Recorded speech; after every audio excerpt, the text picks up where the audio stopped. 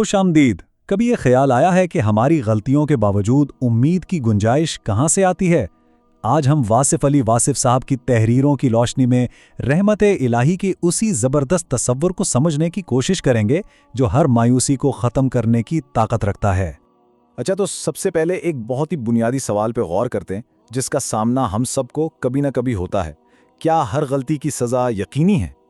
یہ جو ایک ڈر ہوتا ہے نا کہ ہمارے کام ایک کاز اینڈ ایفیکٹ کے ایسے چکر میں پھنس گئے ہیں جسے توڑا نہیں جا سکتا، یہی ڈر اکثر ہمیں مایوسی کی طرف دھکیل دیتا ہے۔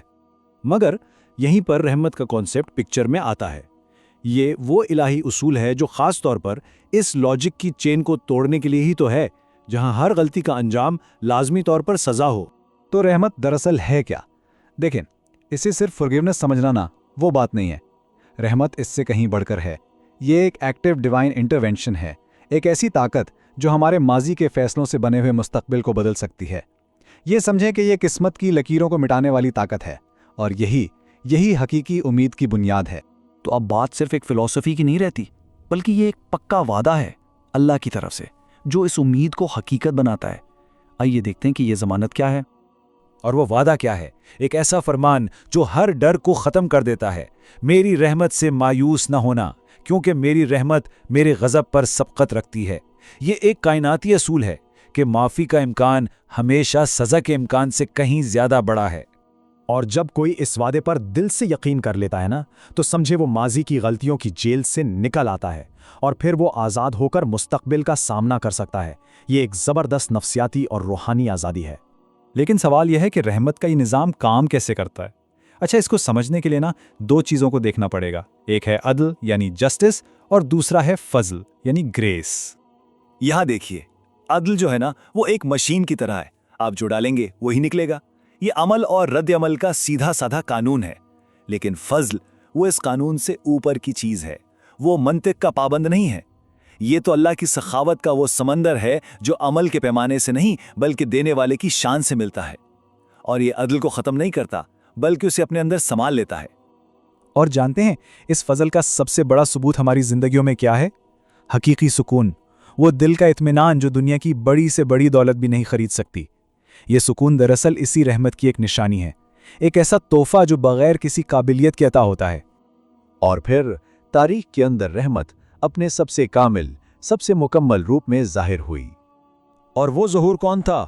وہ تھے ہمارے پیارے نبی حضرت محمد صلی اللہ علیہ وسلم، جنہیں رحمت للعالمین یعنی تمام جہانوں کے لیے مجسم رحمت بنا کر بھیجا گیا۔ خود قرآن اس بات کی گواہی دیتا ہے، اور ہم نے آپ صلی اللہ علیہ وسلم کو تمام جہانوں کے لیے رحمت بنا کر ہی بھیجا ہے۔ اس سے پتہ چلتا ہے کہ آپ صلی اللہ علیہ وسلم کی رحمت کا دائرہ صرف انسانوں یا کسی ایک زمانے تک نہیں بلکہ تمام مخلوقات اور تمام زمانوں پر پھیلا ہوا ہے۔ اس کا مطلب یہ ہوا کہ اب رحمت صرف ایک ایبسٹریکٹ آئیڈیا نہیں ہے، بلکہ وہ ایک شخصیت سے جڑ گئی ہے۔ نبی اکرم صلی اللہ علیہ وآلہ وسلم سے روحانی طور پر جڑنا ہی رحمت کے دائرے میں آنا ہے، اور اس مرکز سے دوری انسان کو واپس عدل کے بے رحم اصولوں کے حوالے کر دیتی ہے۔ اچھا، تو اب یہ تو سمجھ آ گیا کہ رحمت کیا ہے اور اس کا مرکز کون ہے۔ تو پھر سوال یہ اٹھتا ہے کہ اس رحمت کو حاصل کیسے کیا جائے؟ اس سرچشمے تک پہنچنے کا راستہ کیا ہے؟ دیکھیں، اس کے 4 سیدھے سادے قدم ہیں۔ پہلا قدم ہے سچی ندامت، یہ احساس کہ ہاں غلطی ہوئی ہے۔ دوسرا قدم ہے توبہ، یعنی پلٹنے کا، خود کو بدلنے کا پکا ارادہ۔ تیسرا اور سب سے اہم قدم ہے نبی اکرم صلی اللہ علیہ وسلم کی ذات سے محبت اور وابستگی کی شدید خواہش پیدا کرنا، کیونکہ وہی تو رحمت کا دروازہ ہیں۔ اور چوتھا قدم اللہ سے اپنے عہد کو مضبوطی سے تھام لینا۔ بس یہی طریقہ ہے رحمت کو اپنی طرف کھینچنے کا۔ اور جب یہ رحمت کسی کو مل جاتی ہے نا، تو پھر جو ہوتا ہے وہ کسی معجزے سے کم نہیں۔ یہ انسان کو اندر باہر سے پوری طرح بدل دینے کی طاقت رکھتی ہے۔ اس کی طاقت کا اندازہ صرف اس ایک جملے سے لگایا جا سکتا ہے: رحمت خاک کو افلاک تک پہنچا دیتی ہے۔ یہ ایک ایسی کیمیا گری ہے جو مٹی کو سونا بنا دیتی ہے، اور تاریخ اس کی گواہ ہے۔ آپ دیکھیں، اسی رحمت نے مولانا رومی کو کیا سے کیا بنا دیا، اسی نے اقبال کو اسرار الہی کا محرم بنایا۔ یہی رحمت ہے جو ایک عام سے انسان کو ایک چمکتا ہوا ستارہ بنا دیتی ہے، فانی کو لافانی بنا دیتی ہے، اور بکھرے ہوئے کو ایک کر دیتی ہے۔ تو آخر میں سوال یہ ہے کہ اس راستے کی چابی کیا ہے؟ مایوسی سے بچنے کا حتمی طریقہ کیا ہے؟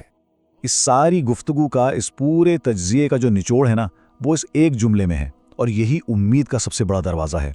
رسول رحمت صلی اللہ علیہ وآلہ وسلم کی عنایت کو اپنا حق سمجھنا، یہاں تک کہ جب لگے کہ ہم اس کے قابل نہیں۔ یاد رکھیے، رحمت قابلیت سے نہیں، تعلق سے ملتی ہے، اور یہی وہ سوچ ہے جو ہمیں کبھی مایوس نہیں ہونے دے گی۔